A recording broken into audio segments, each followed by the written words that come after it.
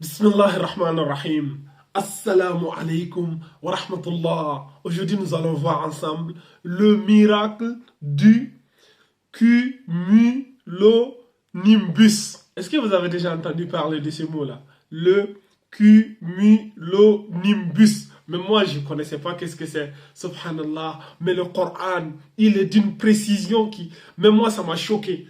Comment le Coran peut connaître ça, tu vois? Au 7e siècle, dans le désert d'Arabie, qui a enseigné cela au messager d'Allah, sallallahu alayhi wa sallam? Dans ma vidéo précédente, ceux qui l'ont regardé là, les deux miracles dans un verset du Coran là, qui sont incontestables, tu vois, j'avais parlé de l'éclair. Voilà, l'éclair est une miséricorde. Pour ceux qui n'ont pas encore regardé, allez-y s'il vous plaît, la regarder avant de venir regarder celle-ci. Ce sont des vidéos complémentaires. Mais là, Allah subhanahu wa ta'ala, il est rentré même en profondeur, c'est-à-dire à l'intérieur de l'éclair, comment les choses fonctionnent. Subhanallah al-Azim. Le verset, il est dans la sourate Al-Baqarah, la sourate 2, sourate la vache. Verset 19. Allah subhanahu wa ta'ala, il nous dit ceci. A'udhu billahi minash shaytanir rajim. أو كصيب من السماء فيه ظلمات ورعد وبرق يجعلون أصابعهم في آذانهم من الصواعق حذر الموت والله محيط بالكافرين. Allah subhanahu wa ta'ala, il compare ici certaines catégories des humains. Allah il dit, on peut comparer à ces gens qui, au moment où les nuées éclatent en pluie, chargées de ténèbres, de tonnerre et éclairs, se mettent les doigts dans les oreilles, terrorisés par le fracas de la foudre et craignant la mort. Allah encercle de tous côtés les infidèles. Allah subhanahu wa ta'ala, il parle ici de mécréants, mais dans ce verset, il y a un miracle qui est extraordinairement extraordinaire. C'est d'une précision mais hallucinant. À premier abord, quand tu lis ça, tu passes tranquille. Mais le miracle ici, il est très subtil. Regardez ceci. Les scientifiques ont trouvé que l'atmosphère comprend des nuages dits j'ai du mal même à prononcer ça, quoi. Cumulonimbus. Tu vois, les scientifiques ont trouvé que l'atmosphère comprend des nuages dits cumulonimbus, dont la hauteur est à quelques 10 km. La hauteur est à 10 km, tu vois, au-dessus de nous. Tu montes en haut à 10 km, tu entres en contact avec cela. Le centre de ces cumulonimbus est envahi par les ténèbres, même en pleine journée. Même en pleine journée, ces cumulo machin là. C'est tout, c'est-à-dire, c'est ténébreux. Quand à l'intérieur, tout est noir, tu vois rien, c'est flou. Subhanallah al-Azim. Subhanallah al-Azim.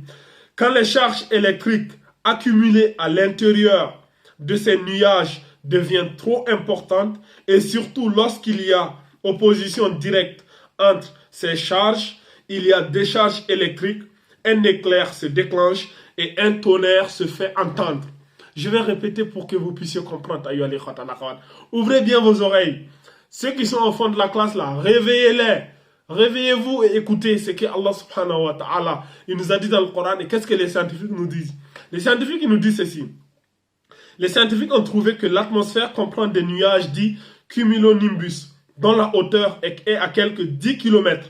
Le centre de ces cumulonimbus est envahi par les ténèbres, même en pleine journée, c'est-à-dire à l'intérieur de ces cumulonimbus, c'est des ténèbres, même en plein jour, même à 12h30 à l'intérieur, c'est des ténèbres, tu vois. Et la source, c'est National Geographic, hein, c'est pas n'importe qui, c'est pas des sources arrachées, c'est source National Geographic. Quand les charges électriques accumulées à l'intérieur de ces nuages deviennent trop importantes, et surtout lorsqu'il y a opposition directe entre ces charges, il y a décharge électrique, un éclair se déclenche et un tonnerre se fait entendre. Ça, c'est ce que les scientifiques disent. Et Allah subhanahu wa ta'ala, il nous dit ceci. Écoutez, Sourate 2, verset 19, Sourate Al-Baqarah. Tu vois, Allah il dit, on peut les comparer ces gens-là au moment où les nuées éclatent, c'est-à-dire au moment où les nuages éclatent, en pluie, chargé de ténèbres.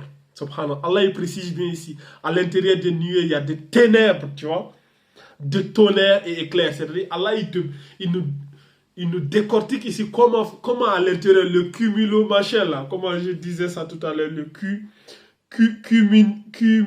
cumulonimbus là, le cumulonimbus que Allah subhanahu wa ta'ala qui nous a détaillé ici comment il fonctionne. Tu vois. Allah il dit, au moment où les nuées éclatent, en pluie chargée de ténèbres, de tonnerre et éclairs. Tu vois, détaillé dans les moindres. Et c'est la même chose que National Geographic nous a dit. Tu vois.